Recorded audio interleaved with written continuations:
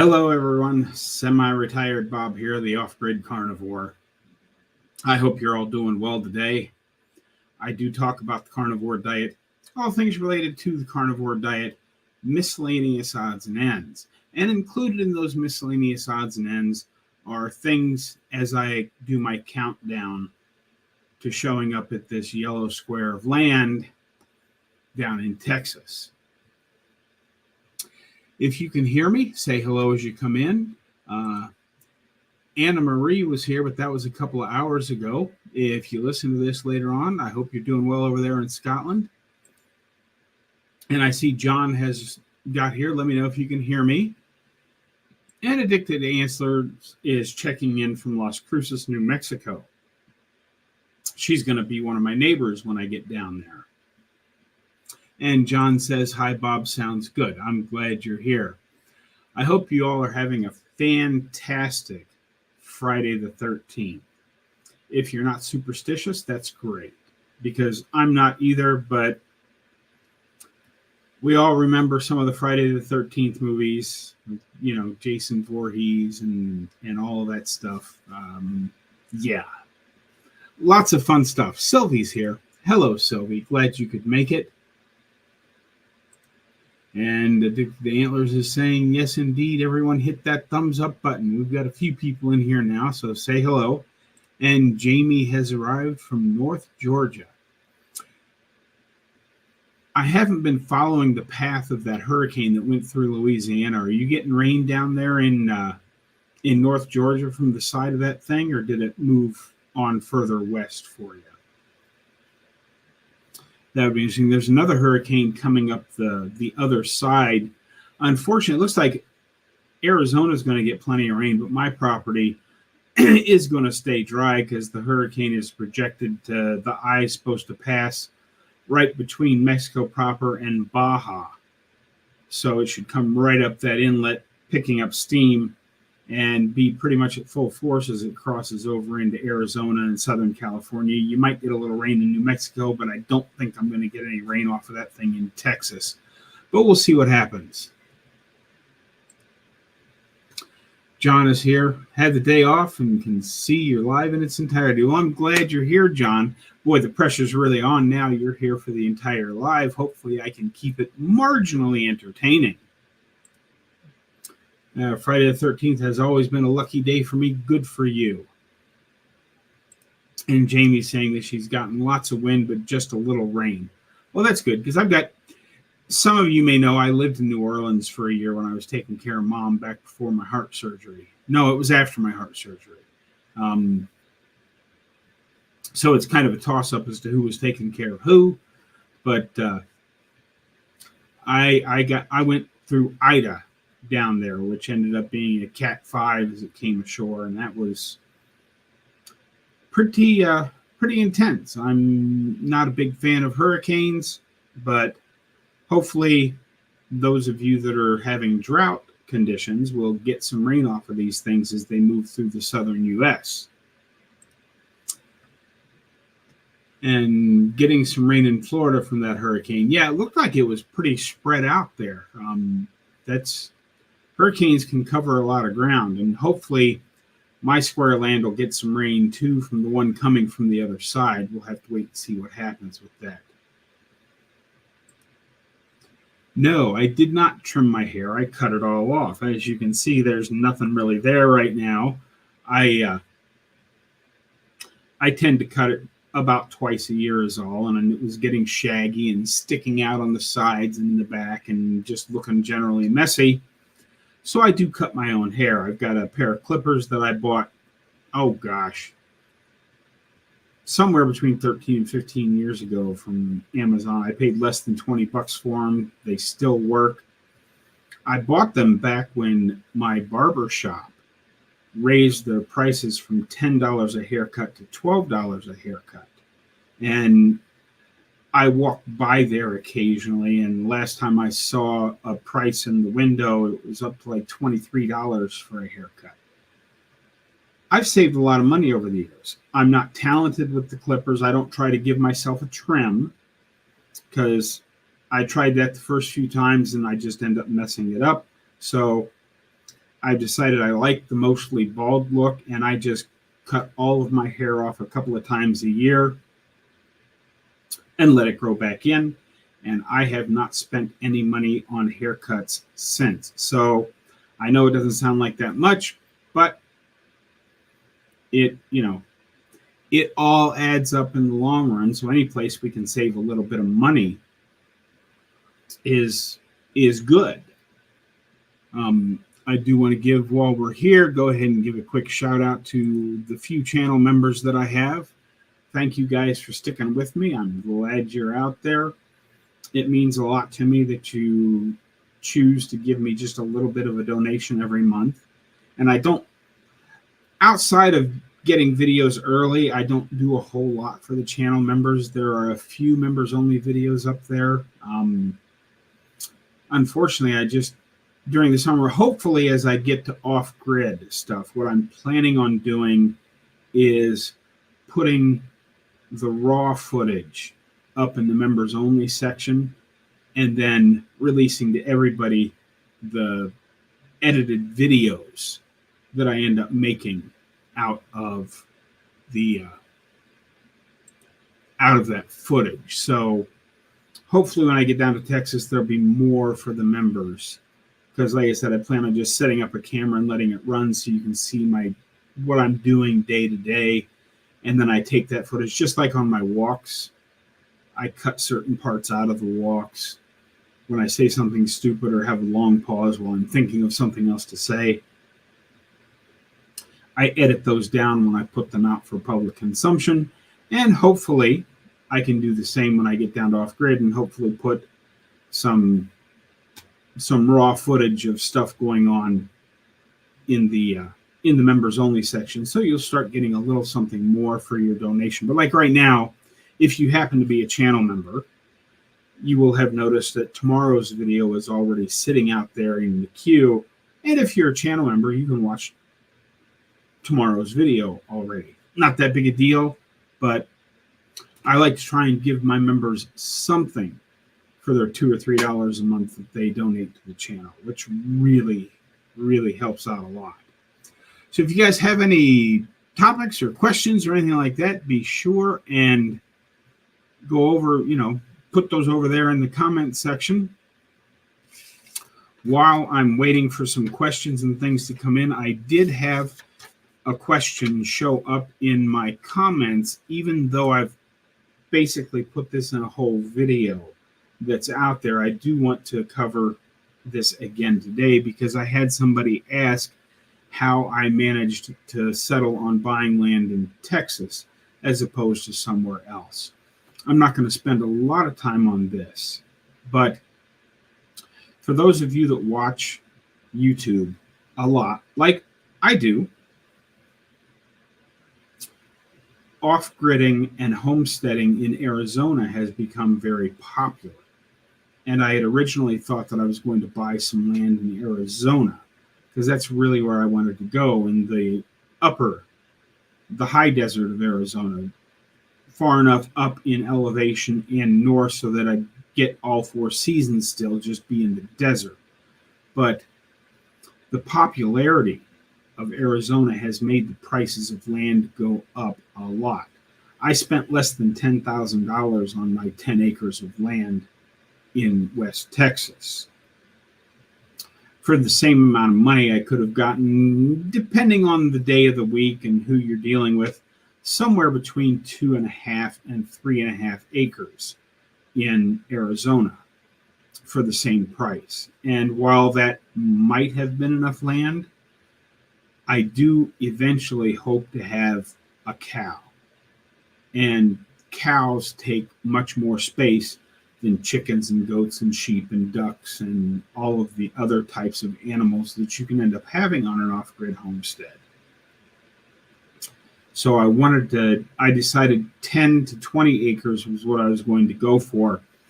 And there's something about the 10-acre plots that are, for some reason, less people looking for bigger plots. If you do it cost per acre, the 20-acre plots are quite a bit more expensive than the 10-acre plots per acre. So since Arizona was out, it came down to sections of desert that I could afford. It was either West Texas or northern Nevada. I didn't do a lot of exploring into all of the ins and outs of it because I bumped into a law that they have for the entire state of Nevada that has to do with rainwater harvesting. And there's a certain amount of water that you're allowed to collect in Nevada off of a rain harvesting system, and it's based on how many people are living on that land. I just didn't want to have to deal with all of that. Even, it could have been a big number and I might not have ever gotten that much rain, but I didn't want to run into that at all. So I ended up going with Texas, because where not only are there no regulations, where in my county of Texas, the entire state of Texas says that if the rain falls on your property and you come up with a way to catch it, it's yours. And that's really how I settled on West Texas, because there are so many less laws, regulations, codes that I have to deal with. I can basically do whatever I want out there on my square of land, and I don't have to deal with regulations. As far as waste, I am still planning on putting in an Arizona-style 2 50-gallon bucket system, which will be a composting toilet kind of a thing. But I don't have to if I don't want to. But I will eventually get that done as well, hopefully this winter. I do have a little portable thing that I carry in my trailer that I plan on using to start with. Hopefully building an area to put the compost pile in is one of the first projects I'll get done when I get down there on the land, after I decide where the shipping container is going to go. Let's jump on back into the comments here. I saw one from Curb Slitter. Hi, Bob. Every 2 months I use trimmers to shave my head too. It's not about the money for me. It's about two things: unsatisfactory results and lack of transportation. Enjoying your stream. Yeah. And those are all things to be considered. While I know girls spend a lot more money, they get their hair and their nails and all the other stuff done. But I read an article one time that the average woman over the course of her lifetime will spend like $40,000 just getting her hair done. And that's crazy.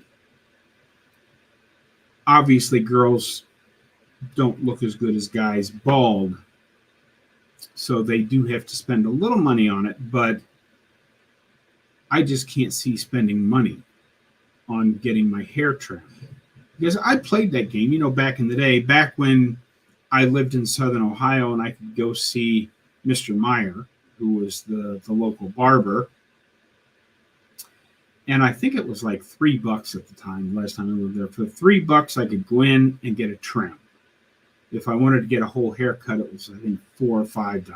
But for $3, you sit down in the chair, get a trim, all that stuff. But it ain't $3 anymore. And Bert says, yep, I bought a trimmer during the lockdown, never looked back. See, I understand.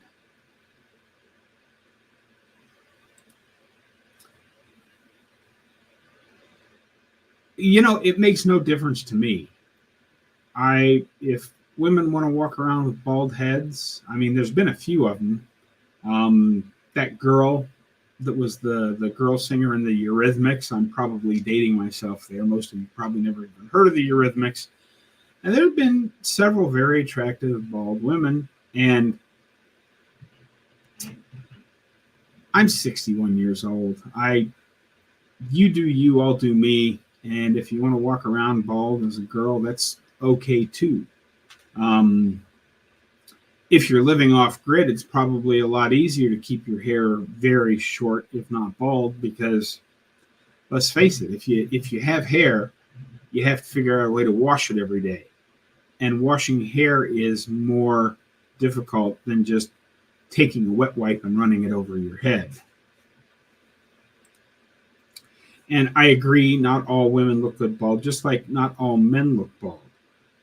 back, before I started doing this, the whole top of my head and back was ghost white because I never got any sun on my head. And the first few times I did it, I sort of looked like a cue ball walking around.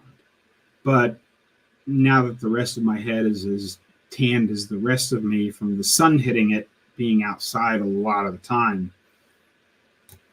I don't even notice it. I notice the hair when it's there. I like it when it's at a certain length, but once it starts to get shaggy looking,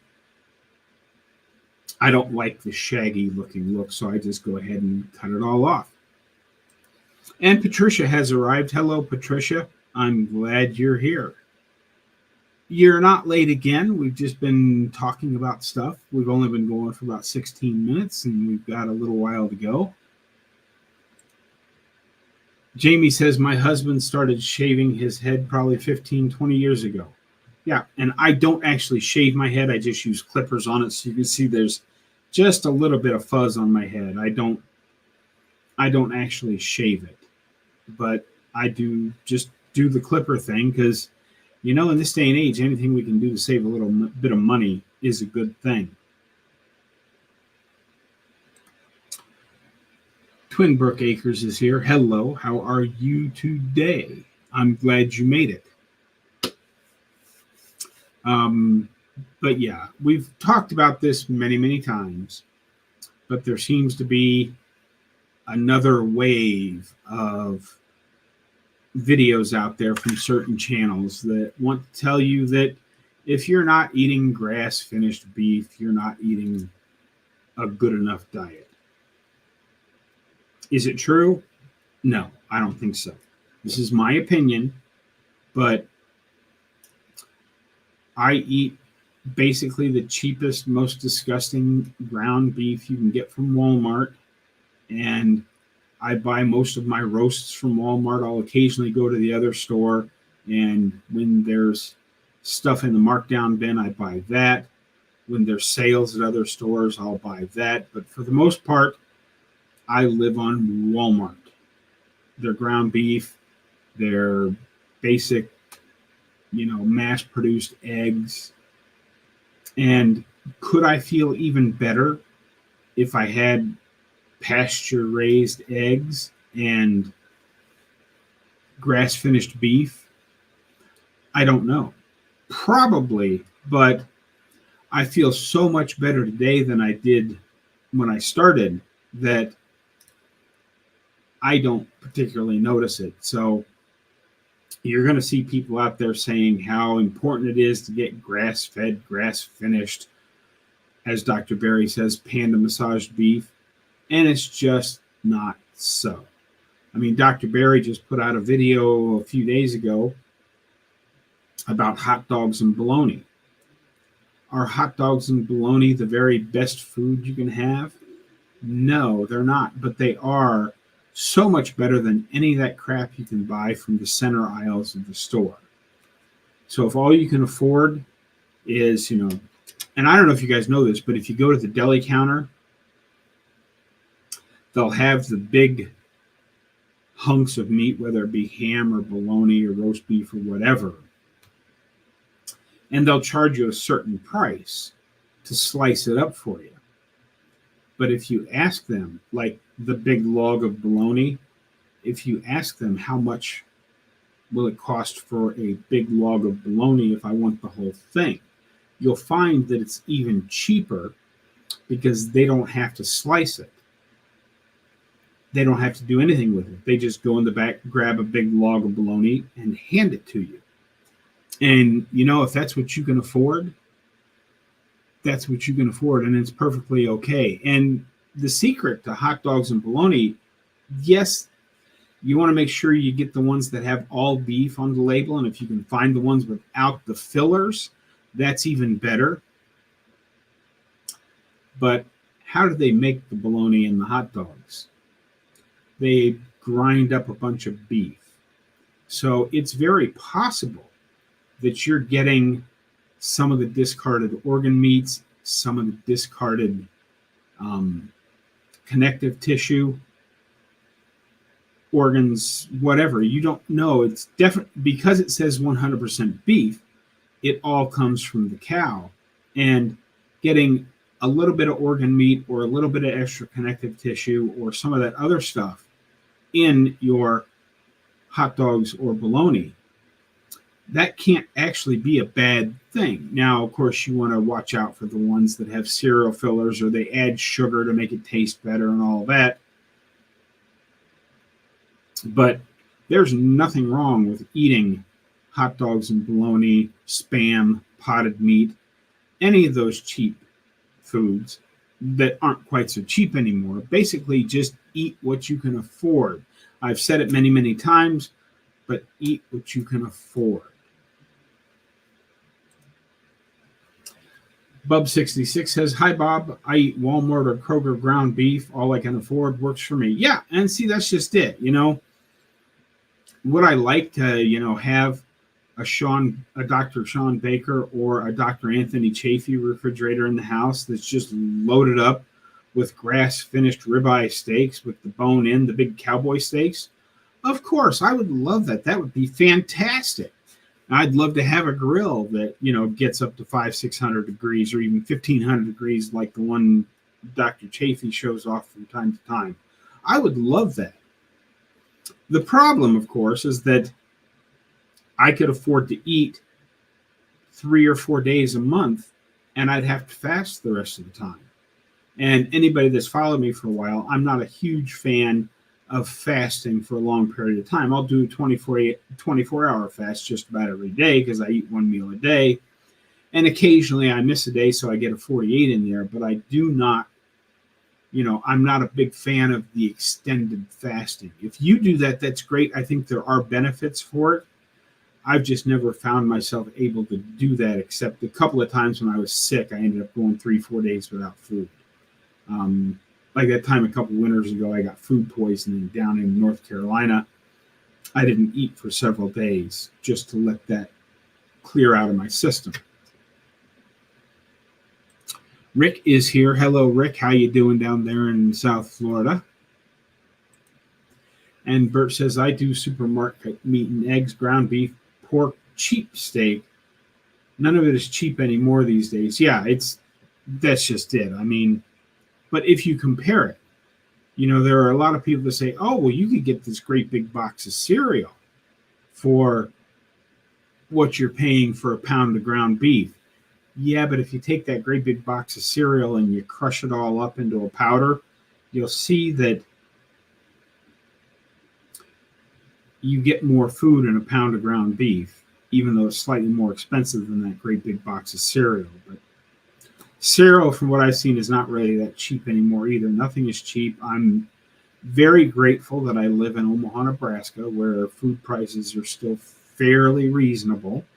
And I can usually get, when I buy it in the 10-pound chubs, I usually get ground beef for about $3 a pound from Walmart. Some weeks a little more, some weeks it's a little less. But over the course of the last year, it's averaged about $3 a pound, which is a pretty economical way to eat. And as you'll know, I do occasionally get a roast. I get some pork roast. I'll get some chicken. Hang on just a second. I got to have a little drink of water. And those things are, the pork and the chicken are perfectly okay. Some of them, you may have to either deep fry them in some kind of fat or add butter when you're done to make sure you're getting enough fat. But I primarily eat ground beef and supermarket eggs because that's what I can afford and still manage to save money. I did get, I set them off to the side, but I want to get one of them out here and show you. I got something in the mail that it's not super cool, but it goes along with my off-grid journey a little bit. And then I'll get back to the comments here. These are, oh, come on, get out of there. You may be asking, Bob, what in the world is that? Well, it's got a cover on it. So you take this off and there's a point on there. and then there's a place to put a drill on the top of it. And this is a ground stake that you drill into the ground, and then you take this eye bolt and screw that into the top like so, and then you attach ropes or chains to it. And I got a stack of these because I'm going to need to, because my trailer is just a 5x10 cargo trailer, I don't want to risk the wind tipping it over. And I bought that garage that is supposed to be arriving today, a Shelter Logic garage. And it's basically just a metal frame that has tent canvas over the top. And I'm going to need to anchor that down so the wind doesn't pick it up and carry it across the desert. So I got some anchors in the mail. Isn't that exciting? I'm glad you guys, I'm sure you're just as excited about those as I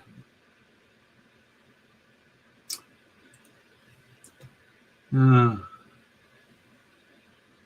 I was not able, am installing an air conditioner now. Okay. And John has arrived. Hello, John. I'm glad you're here. And H15.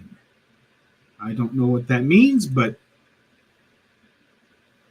I'm glad you're here. And whatever H15 is, Rick, I'm happy about that. But yeah, I got all sorts of little stuff like that. There's a video tomorrow. I got one of my new power stations in.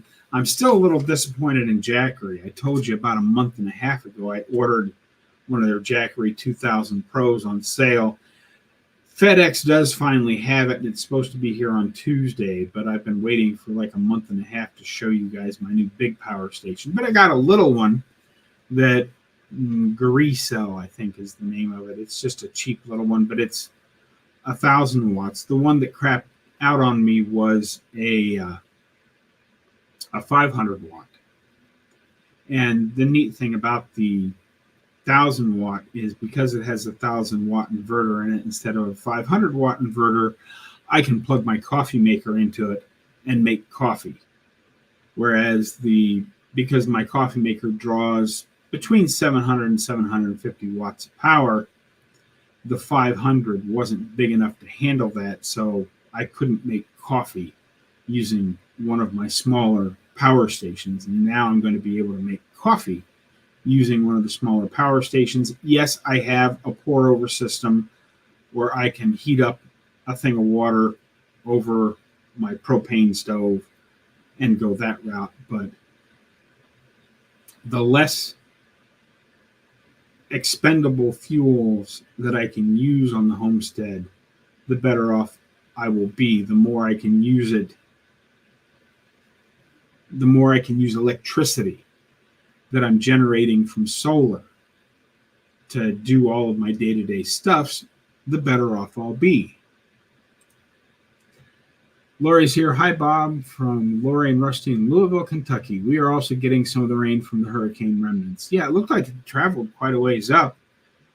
But hello to Louisville, Kentucky. I actually have a couple of relatives that live in Louisville, Kentucky. Of course, I come from a really big family, so I have a couple of relatives that live just about everywhere in the country. Bob, you can put boxes and boxes of sardines on top of those spikes for extra support to hold things down. Yeah, I actually have coming. I bought the spikes that screw into the ground, but I also have some sandbags that come with like Velcro attachments to go around the four main legs of the Shelter Logic. And I won't fill them with sand. I'll just fill them with dirt off the land. I'll fill those up, and that will give extra weight. Putting dirt and rocks in those bags will help hold the tent down as well. I want to put, once I decide which way the wind is coming from, I'll have the 4 sandbags on the corners, and then probably put two of the spikes on the wind side of the garage/tent. And I want to make sure I save 2 of the spikes because my trailer has fold down legs in the back, but then it just sits on the trailer hitch in the front. So what I'll want to do is put the trailer hitch down onto a sturdy block, and then from the front two corners of the trailer that don't have legs underneath of them, sink two of those anchors down in the front, and then crank the trailer back up so it tightens the chains and puts more pressure on the back wheels, so it'll be much harder for the wind to knock my little trailer over. See, I've been kind of paying attention to stuff. Here. Oh, my laptop fell into a cactus. Yuck. And wouldn't that attract rattlers? As long as you kept the sardines sealed, it wouldn't. But the second you open one of those stinky little cans of sardines, it probably would. Yeah, and I can agree with that too. I don't think snakes would even want sardines. Laptop fell into a cactus. Now that's gotta hurt. The antlers. It's so dry here, I'm having to water my cactuses in the yard. Yeah, it looks like you're enough west. You may get some of the blow off from that storm that's moving up the west coast. We'll see. The eastern part of New Mexico and the western part of Texas has been really dry this year.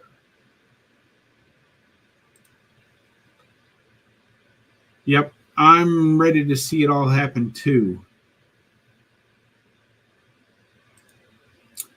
Been thinking about buying a 28-foot RV, home base in South Dakota for summers, Texas for winters. Yeah, South Dakota is a good state to home base out of, because it doesn't take much to establish residence in South Dakota, so that you have, a place to get license plates and registrations and all that kind of stuff, and have an address to buy your insurance out of. South Dakota, if I understand it correctly, because I have a couple of van life friends that were originally from California that now have South Dakota plates on their van. Basically, if you travel to one of the cities and stay in town for a couple of days, you can register as a resident and get all your stuff in South Dakota. So it's one of the good states for nomads to get their addresses from. Texas is another good one, because once you have an address in Texas, you can say I'm from Texas, and you're no longer subject to state income taxes. There are other taxes, of course, but state income tax, I believe there's 5 states, Texas, Nevada, South Dakota, Alaska, and Tennessee, I believe, are the 5 states that do not have state income tax. So those are all something worth looking into. And we're up to, looks like 24 people in here. If you haven't said hi yet in the comments, be sure and say hi. Let's see here. One of the other questions that I've gotten, and I made a video about it, but I'm going to cover it again today. First, let me get back here. My friend in South Dakota also told me about the residency. That's why I chose it. Simplicity is key. Yes. And it is very simple to become a resident of South Dakota. But another question I got, even though I put a video out about it, let's see here. How much did the land cost in Texas? Well, my land in West Texas, I got 10 acres for less than $10,000. And I'd have to look, because my taxes are actually part of the payment. But my taxes on the land right now are like $23 and some change a year for my property taxes in Texas. But one of the things that people have asked me about multiple times, and I'm pretty sure I've covered it, but I'm going to cover it again. And that's why I'm not drilling a well on my property. Let's see here. Rusty is also a trimmer guy, started right after the pandemic and hasn't gone back in for a haircut since. Yes, it is nice. Property taxes are very low. Uncle Big Guy is here. Hello, Uncle Big Guy. I'm glad you're here. But I'm not drilling a well.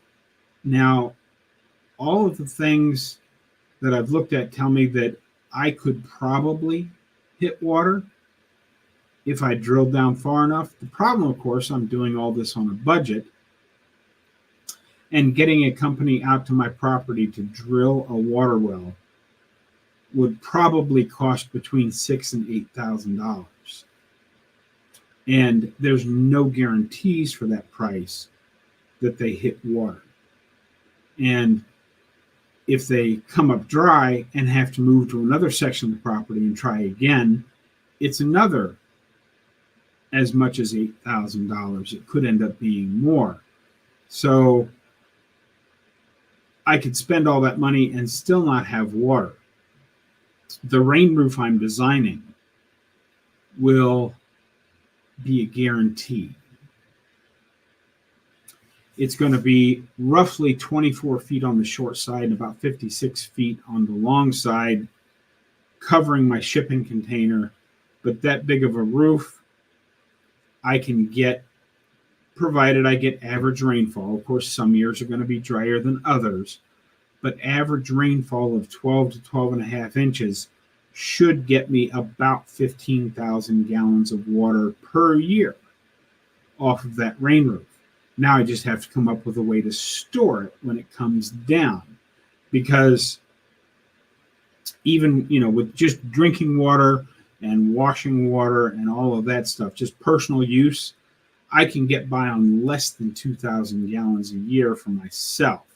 I won't even quite drink 1,000 gallons myself, because I kept track while I was living in my trailer down in North Carolina, and I went through about a gallon a day.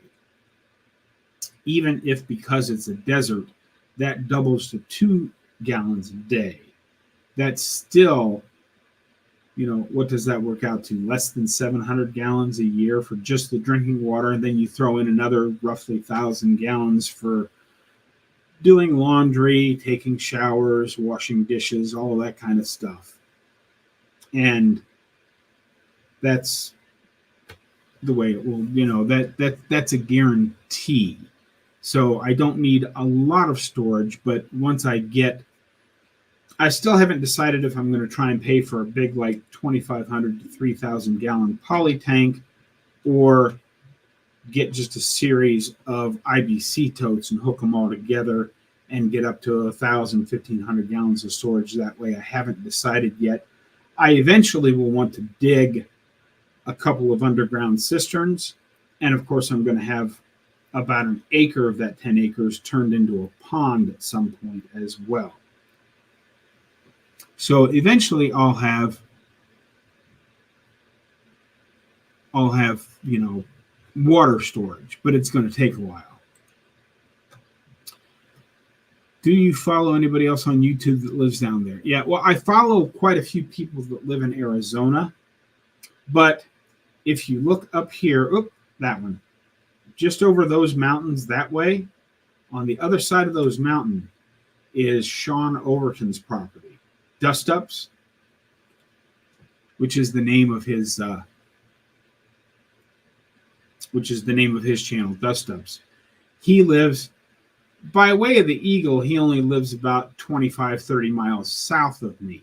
To get there, it's a several-hour drive because there's no passes over the mountain into his property straight south of me. You have to go one way or the other to go around and get into his property. But yeah, Sean Overton's property is fairly close to mine as properties in the desert go. Haven't been to the barber since the early 90s.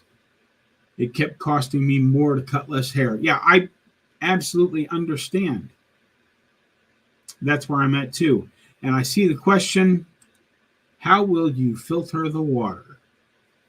Well, I do have a Berkey style filter, but I'm not overly worried about it because if you look at everybody that rainwater harvests, they say, oh, rainwater's bad for you. Rainwater's terrible for you. It's not. The same people that are saying rainwater is bad for you are the same people that have been telling us for the last 40 years that sunlight is bad for us.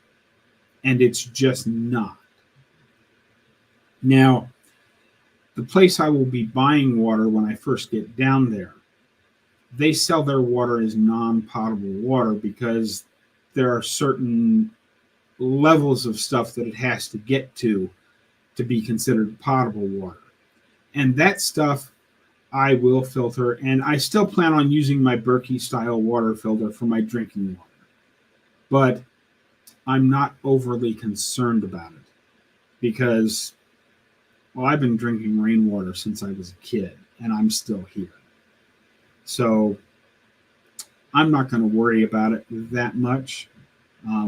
Of course, when I get my first big tank full of rainwater, I will do the testing on it just to see where it's at, but I don't expect to have any problems with it. It just, rainwater is rainwater. We've been drinking mud puddle water for millennia as a species. So I can't see where rainwater would be any less. But I do plan on filtering it through a Berkey style water filter for just my drinking water. Concerning the water storage, is there a treatment process to keep it clean and algae free? Well, you can do that. The biggest secret to that is if you get IBC totes that are clear, then you need to paint them so that they're black or brown or green. You want some dark color that doesn't let sunlight go through. Poly tanks that are designed for water storage already keep the sunlight out. But the clear ones you do have to paint because they can get some algae growing in them. And really, if you don't want algae growing in it and you want to be sure of it, just take a cap full of bleach and dump it in a 1,000-gallon tank, and that'll take care of it. And the bleach is certainly not going to hurt you diluted down that much. I mean, there are people that drop basically bleach tablets into a bottle of water when they collect it out of the river while they're out hiking. It's not going to hurt you. But the main thing to keep water algae free is to keep it in dark containers.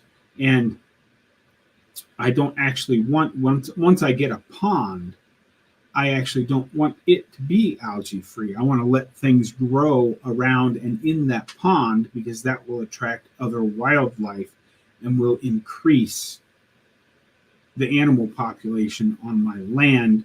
And hopefully it spreads out and creates good grass for goats or ducks or whatever to eat.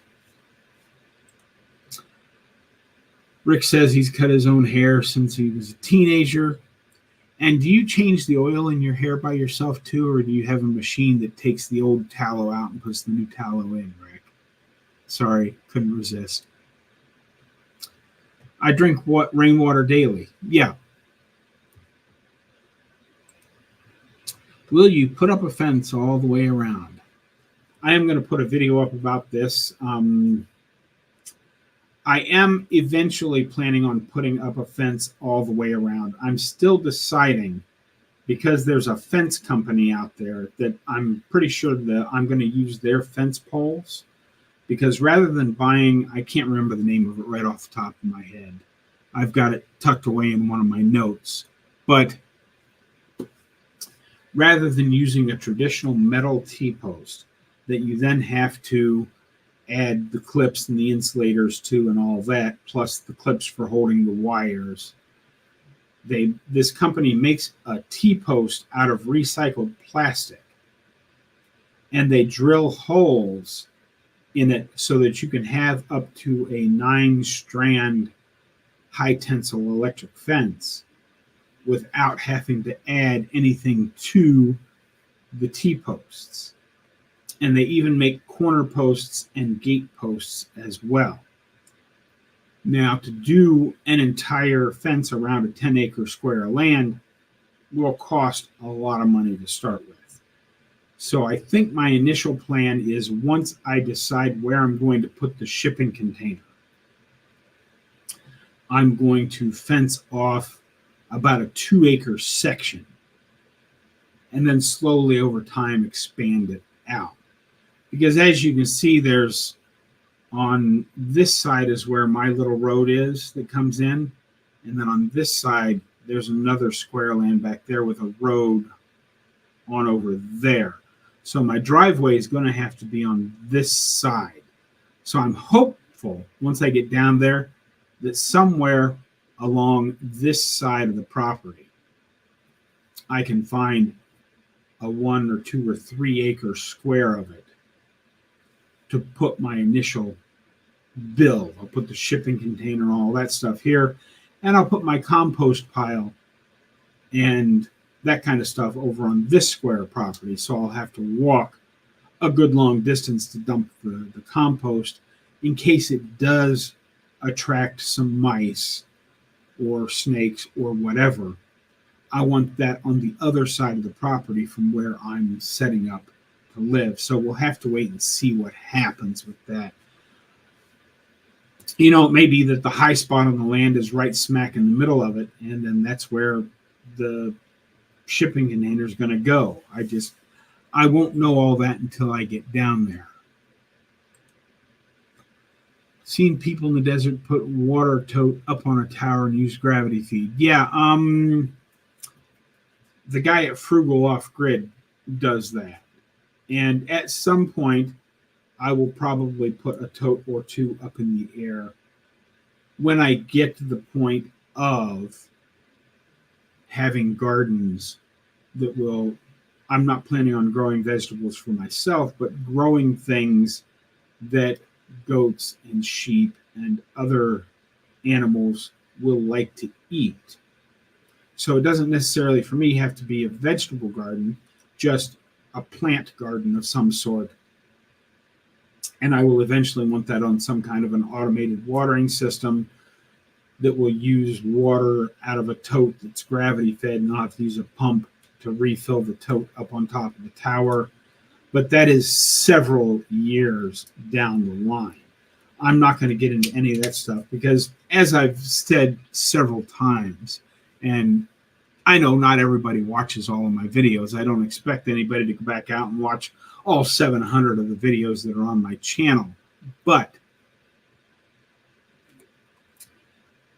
because the miniature golf course, I've worked there for, well, since 1990.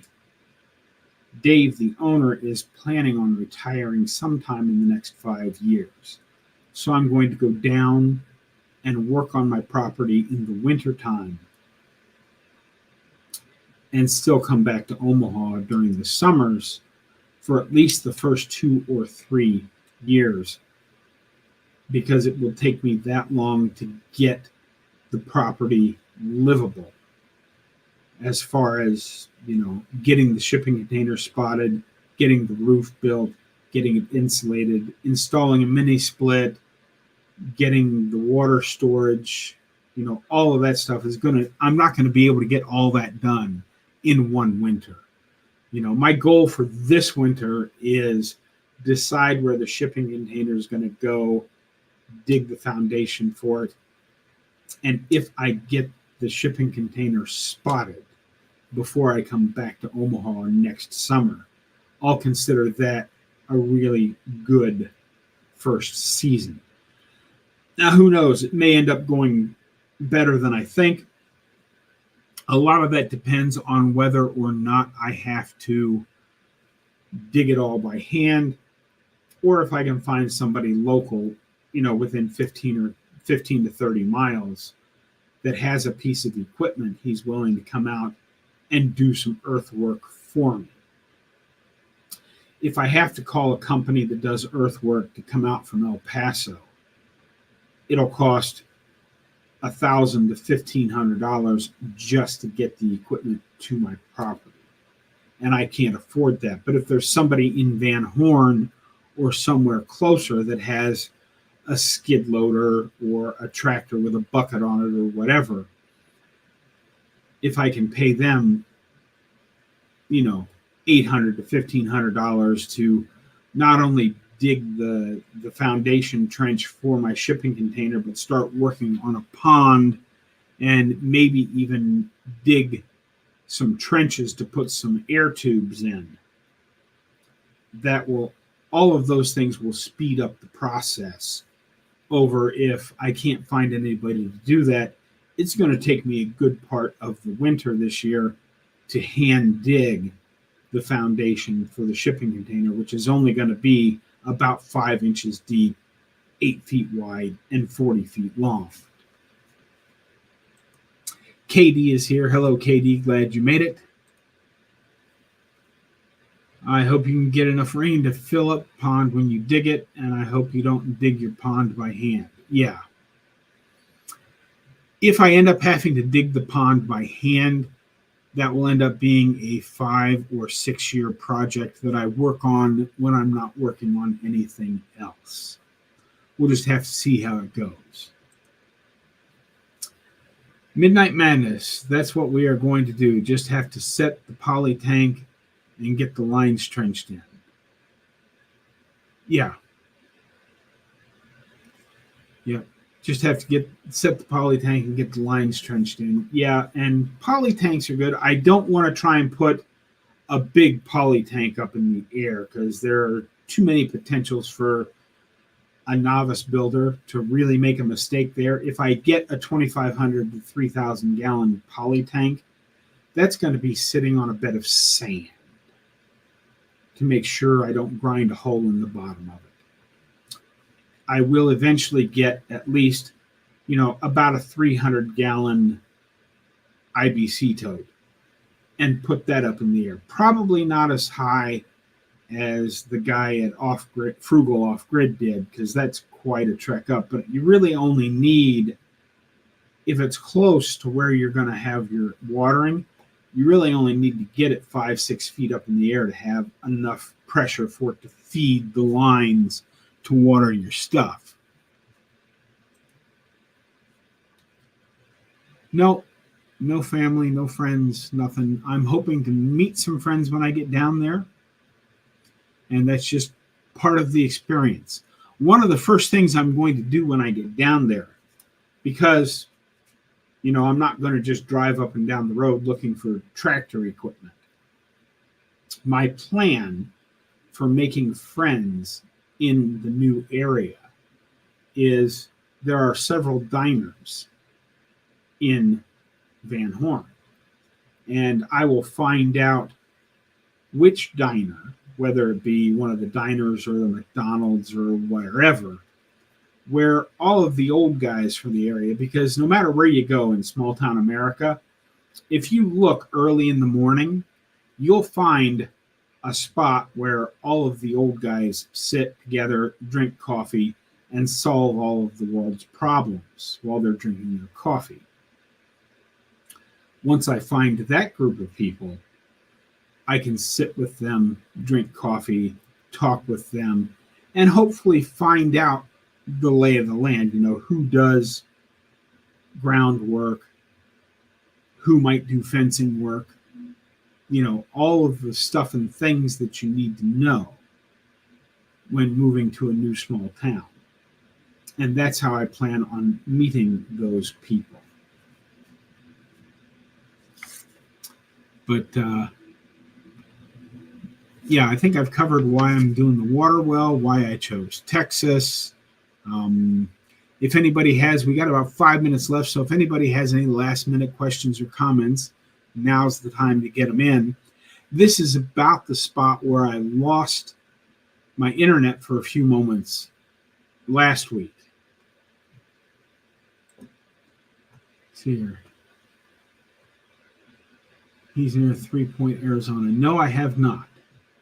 But let me grab a pencil and write that down, and I will check his channel out. Sean Getz. GATZ. Yeah, no, I watch some of the ones that I do watch for suggestions. I mean, I got the idea for my big rain roof from they used to be called Our Green Dream Project. Now they're called gosh, what did they change their name to? But anyway, if you search for Green Dream Project, you'll find them. They've built a big earth bag dome down in Arizona, and now they're in the process of adding. They were going to build a 2-dome house, but they scratched the idea for the second dome, and now they're building a straw bale style home out from their dome. I watch them.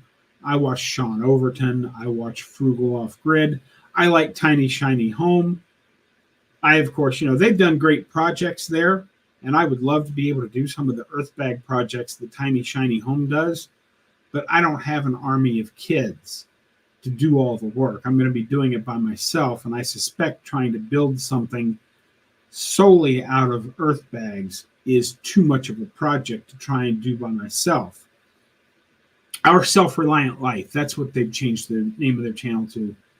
They built their whole earth bag dome with just the 2 of them, but you can see how long it took 2 of them, and it would take twice as long with just 1. I'm not sure that I could take on a building project like that by myself, which is why I think just filling earth bags for one of the outside layers of insulation around the shipping container will be enough of a project for me to try and take on.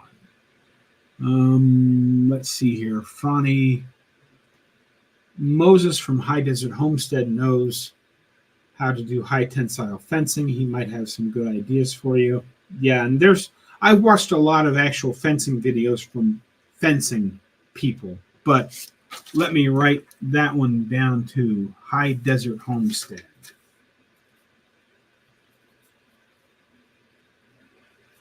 And see, that's the great thing about YouTube, is that there are so many, just like there's, hundreds of carnivores that you could watch. Yes, there's the core 20 or 25 of the doctors and the big ones, but then you start spreading out into little channels like mine. There are hundreds of us. And there are lots of off-grid channels, desert channels, homestead channels. There are literally thousands of those types of channels out there. So anytime somebody suggests one, I do like to write it down so that I can check them out and see if they are one of the people that I'm going to want to watch and get ideas from. Like I said, the fencing company that I'm buying from when I do eventually buy my fence posts. Hopefully, if I get a good deal, because they do have deals for the more you order, the cheaper they get.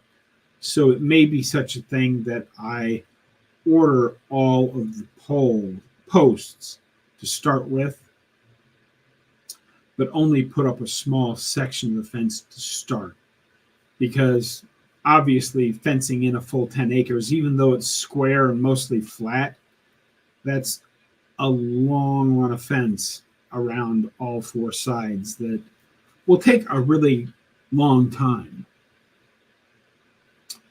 Yeah, Affordable Desert Living is another one. Is that the old retired guy in Arizona? I'm not sure, but there are many of them that I watch. But we are coming up on the hour. I hope everybody had as much fun today as I did, because these are really the types of live streams that I like.